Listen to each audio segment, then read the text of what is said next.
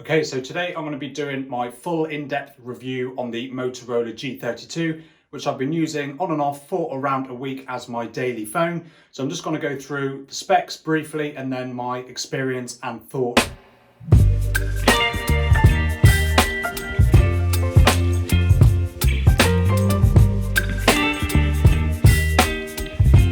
G32, it's a 6.5-inch 90Hz IPS LCD display with a 1080p resolution. Resolution is 1080 by 2400, which is around 405 pixels per inch. So it's a nice, sharp display with good outdoor visibility and good natural color reproduction. Up in the top center of the display, you get a 16 megapixel f2.4 selfie camera, which can support 1080p video at 30 FPS.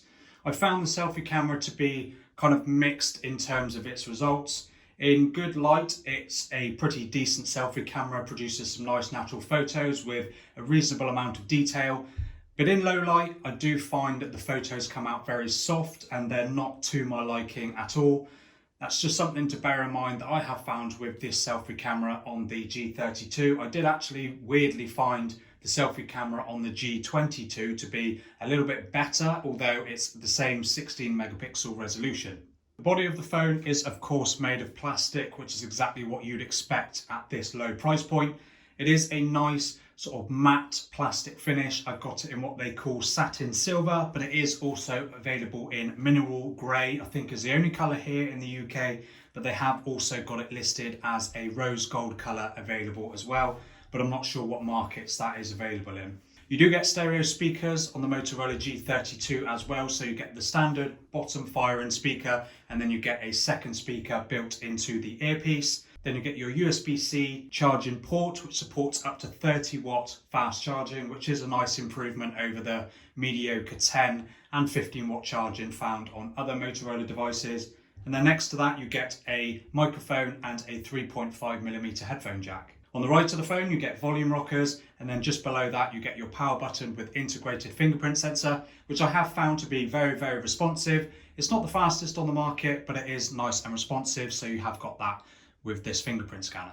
As for battery life, you get a 5000 mAh battery inside the Motorola G32 with that aforementioned 30 watt fast charging. I found this to be absolutely fine at getting me through a full day, not a problem with pretty intense use. So someone that doesn't use their phone too much could easily get 2 days out of this phone, and then a full charge won't take very long with that 30 watt charging. And then powering the Motorola G32 is the Qualcomm Snapdragon 680 processor, which is unfortunately a 4G processor, so you don't get 5G connectivity with the Motorola G32. But it is a pretty efficient 6nm fabrication processor, so you do get pretty good power efficiency out of the Snapdragon 680, and I found this to be absolutely fine for everyday use. The screen, along with that 90Hz display, is smooth, and then just opening apps is pretty instant. I haven't found any delays or anything like that. And benchmarks are about average for this sort of price point, so I think they've done a pretty good job with the choice of processor in the G32. Just minus the 5G. And then lastly, if we talk about the camera on the Motorola G32, you get a 50 megapixel f1.8 primary camera with phase detection autofocus.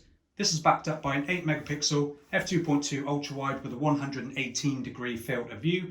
And then you get a 2 megapixel macro camera at f2.4. So the 50 megapixel camera on the Motorola G32 produced some decent results, very much the same as what I found on the G22, the G31, and all the other 50 megapixel sensors that I have found. Detail is good, color reproduction is natural, there's no oversaturating of any of the colors, and there is only a slight color shift when you're flipping back to the ultra wide camera. It kind of goes more onto a warmer sort of look to the photos. But overall, I'm very happy with the results from the Motorola G32, and I will put a few photos at the end so that you can see. And video capture is again topped out at 1080p at 30 FPS, the same as on the selfie camera. And this is just your bog standard budget video quality. You're not going to get anything too exciting, but then you can't expect to at such a low price. So the Motorola G32 is a pretty good option for someone that wants a low price budget smartphone for not a lot of money. I got mine at a bargain price of £134 on eBay, but it is pushing almost 200 if you're looking on Amazon.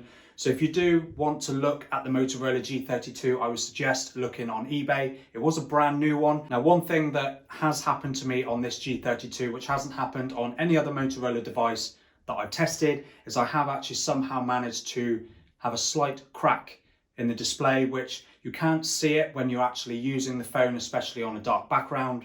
I'm not sure how I've done it. I've been very careful, and I'm always very careful with the phones that I review. So it's a bit annoying that that's happened. But other than that, overall, the Motorola G32 is a cracking phone, really responsive, great camera, good battery life. That's about all I can say. And I would definitely suggest buying it if you're considering the Motorola G22. I think this is a much better phone because the performance on the G22, I don't think is anywhere near up to par as what it is on the G32. Definitely worth the extra money. But thank you for watching this quick review of the Motorola G32. Subscribe to the channel if you like